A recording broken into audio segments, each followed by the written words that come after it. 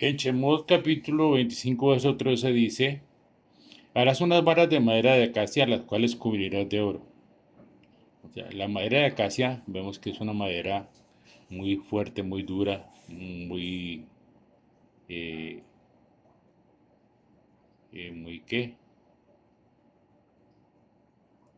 que no le entre ninguna clase de daño, ni de bichos, ni de ninguna clase la corroe. La madera de acacia cubierta de oro, pues significa que la naturaleza humana de Yeshua viene con la naturaleza divina. Al ser cubierta de oro, nos habla de esta expresión de su mover, ¿no? Yeshua con semejanza de pecado, no con naturaleza de pecado, cubierto lógico por su divinidad que era el oro, ¿no? Así que si tenemos la madera de acacia en nuestro vivir y esa madera está cubierta de oro, pues la naturaleza divina de Mashiach será lo que expresemos cada uno de nosotros en ese mover. Entonces, el mover de Mashiach, que es lo que estamos hablando sobre las varas y sobre los anillos y sobre quien será transportado, el mover de Mashiach como testimonio de Elohim te lleva siempre, lógico, por sus dos naturalezas, tanto la humana como la divina, que vienen amalgamadas la una con la otra. Por eso, cuando comenzó el avivamiento, los discípulos de Yeshua, o los apóstoles o los enviados, llevaban el testimonio de Yeshua, no solo, ellos llevaban no solo el testimonio, sino que tenían una vida elevada espiritualmente. Eran uno con Yeshua. Yeshua vivía en ellos. Entonces ellos podían expresar esa naturaleza divina a través de su humanidad, a través de su naturaleza, a través de lo que la gente veía en ellos.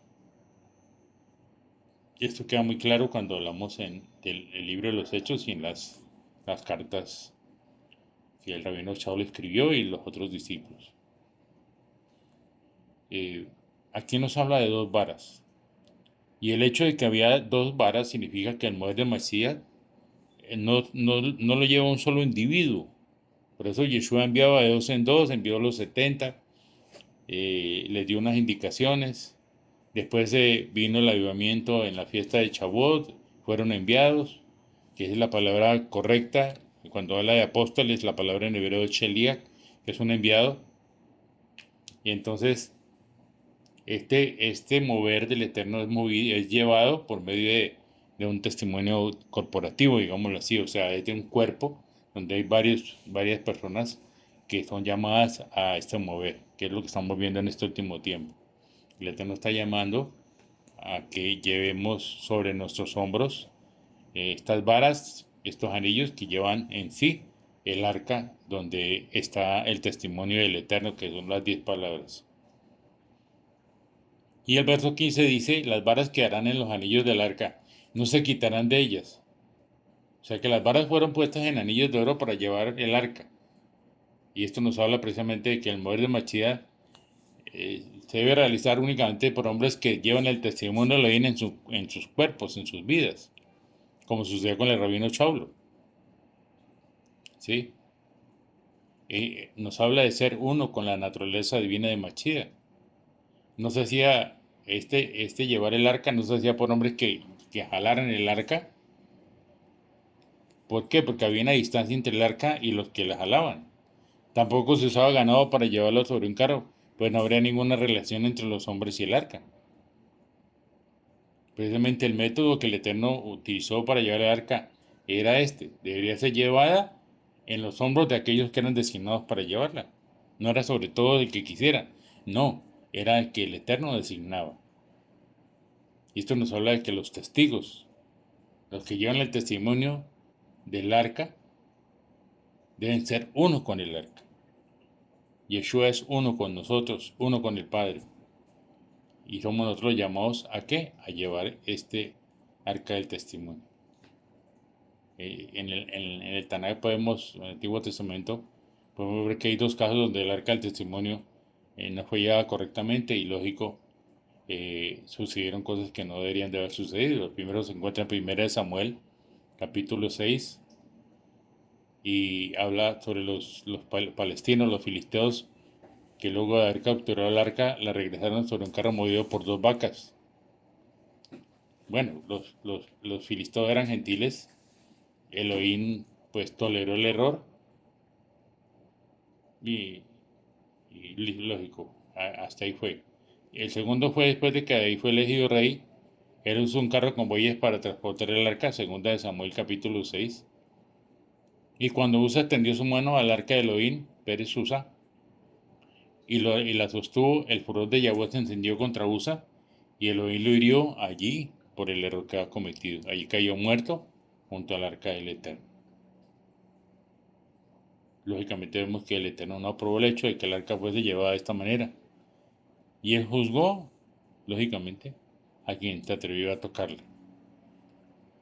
Debemos tener mucho cuidado, precisamente, de usar el medio apropiado para llevar el testimonio del Eterno hoy en día. La palabra dice que se levantarán falsos maestros, falsos profetas, falsos testigos, falsos que tratan de engañar a la gente. Y lo vemos muy claro que en las religiones populares vemos cómo se usan carros movidos por ganado, digámoslo así, para llevar el testimonio del Señor. Inclusive se usan medios aún peores. Nosotros que estamos en el mover del Espíritu, ¿debemos utilizar estas formas? No. La manera adecuada es tener una conexión directa con Yeshua. Debemos llevar a ese Mashiach sobre nuestros hombros.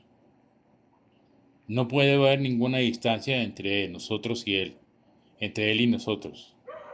Si queremos llevarlo a Él como el testimonio del Eterno, debemos ser uno con Él. Por eso Yeshua habló siempre de la unidad. Yohanan capítulo 16, yo quiero que ustedes sean uno conmigo. Y lo vemos claramente cuando Rabino Chalo propagó el testimonio de Yeshua. ¿Qué hizo él? Hablar y escribir. Él no usó ningún otro artefacto. Él llevó el testimonio de su vivir y escribió sobre lo que tenía que escribir para que quedara escrito lo que él había hecho. Y del mismo modo, pues el testimonio del Mashiach debe ser uno con nosotros hoy en día.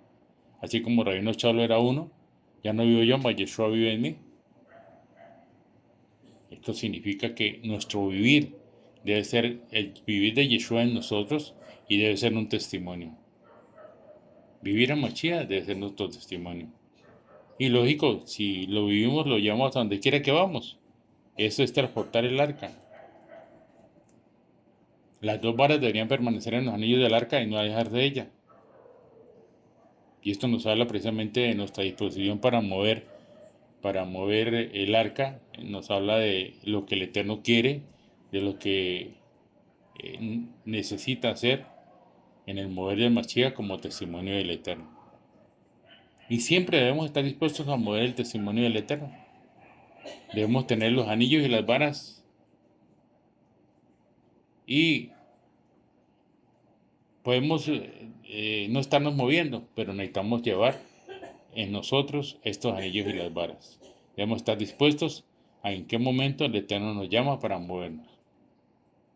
Quizá el Eterno nos mueva a otra ciudad o a otro país o donde quiera que nos lleve.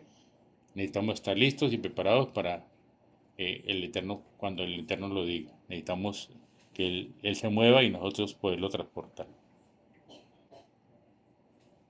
Dice en el verso 16, y pondrás en el arca el testimonio que yo te daré. ¿Cuál era el testimonio? Pues la ley. La ley fue colocada dentro del arca. Y entonces el arca se convirtió en el arca del testimonio. Y hemos visto que aquí el testimonio, la ley, no se refiere a regulaciones que el pueblo de Elohim debía guardar. Por el contrario, hace una descripción o un cuadro o una fotografía de lo que el Eterno es. Y que lógicamente que la ley era un cuadro del Eterno, era su testimonio. Y hoy en día la ley del Eterno, la ley viva como testimonio de Elohim, mora corporalmente en Mashiach. Lo habla Colosenses 2:9. Y esto hace que Él, el testimonio del Eterno, es el testimonio en Yeshua y nosotros somos los que lo llevamos. Y eso es un gran privilegio, poder ser aquellos que podemos llevar sobre nuestros hombros ese testimonio, esa arca, poder entender que esas varas tienen un significado especial y esos anillos también de la misma manera. Y poder ser los instrumentos útiles en las manos del Eterno. Es algo grandioso. Puede ser esas vasijas que el Eterno utiliza para que podamos manifestar su gloria. Chao, Shalom para todos.